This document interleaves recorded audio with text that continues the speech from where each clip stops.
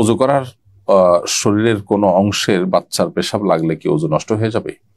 অজু করার শরীরের কোনো অংশে বাচ্চার পেশাব লাগলে অজু নষ্ট হবে না, কিন্তু যে অংশে পেশাব লেগেছে সে অংশটা নাপাক হয়ে যাবে এবং সে অংশটা ওই জায়গাটুকু ধুয়ে ফেললে বা ওইটাকে নাপাক মুক্ত করে ফেললেই আপনার নামাজ পড়া আপনার জন্য জায়েজ হবে। অজু ভঙ্গ এক জিনিস আর শরীর নাপাক হওয়া আরেক জিনিস। শরীরে নাপাক লাগলে শরীর নাপাক হবে, অজু ভঙ্গ হবে শরীর থেকে নাপাক বের হলে, বিধায় দুইটা আলাদা আলাদা বিষয়। কোরআন এবং হাদিসের ইলমের এই অনুষ্ঠানটি অন্যদের জানবার সুবিধার্থে শেয়ার করে দিতে আমরা কেউ না বলি। আমার নিজের টাকা দান করতে স্বামীর অনুমতি লাগবে কিনা? উত্তর হলো, আপনার নিজের টাকা দান করতে স্বামীর অনুমতি লাগবে না। নিজের সম্পদ আপনি ব্যবহার করার ক্ষেত্রে সম্পূর্ণ স্বাধীন। তবে দাম্পত্য জীবনে সুখ শান্তির প্রয়োজনে স্বামী যদি এটা আশা করে তাহলে তাকে জানালেন। স্বামীর কর্তব্য হবে আপনি কোনো অন্যায় কিছু না করলে বা খারাপ কাজে টাকা ব্যয় না করলে বা অযৌক্তিক কাজে ব্যয় না করলে আপনার স্বাধীনতা নিশ্চিত করা, এটা তার কর্তব্যের অংশ। শরীয়ত আপনাকে বাধ্য করে না যে স্বামীর এক্ষেত্রে বিধি নিষেধ আপনাকে মেনে চলতে হবে। হ্যাঁ, আপনি নিজে যদি হালাল এবং ভালো কাজে ব্যয় করেন, বৈধ কাজে টাকা ব্যয় করেন, সেটা আপনি অবশ্যই করতে পারেন। এর জন্য স্বামীর অনুমতি মৌলিকভাবে নিতে হবে না।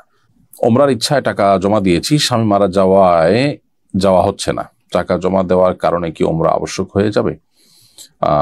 উত্তর হলো যে টাকা জমা দিলে ওমরা আবশ্যক হয়ে যায় না।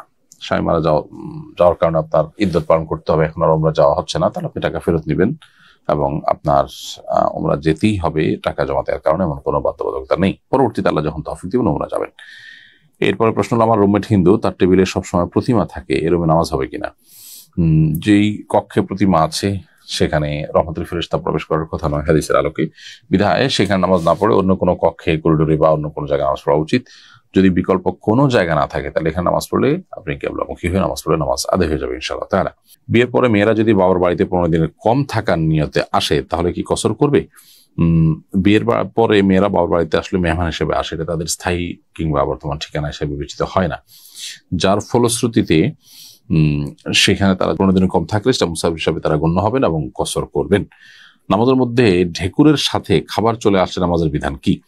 ঢেকুরের সাথে যদি সামান্য খাবার চলে আসে ওটা পেটের ভিতরে গিলে গেলে অসুবিধা নেই, যদি অনেক বেশি খাবার চলে আসে তাহলে সেটা গিললে নামাজ ভঙ্গ হবে, নষ্ট হবে।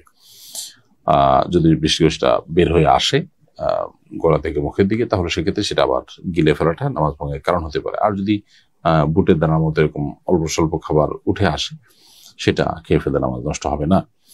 আকিকার ক্ষেত্রে কি খাসি ছাগল বাধ্যতামূলক নাকি ছাগিয়ে দেওয়া যাবে? উত্তর হলো যে ছাগিয়ে দেওয়া যাবে। খাসি ছাগল হতে হবে এমন কোনো বাধ্যবাধকতা নেই আকিকার ক্ষেত্রে।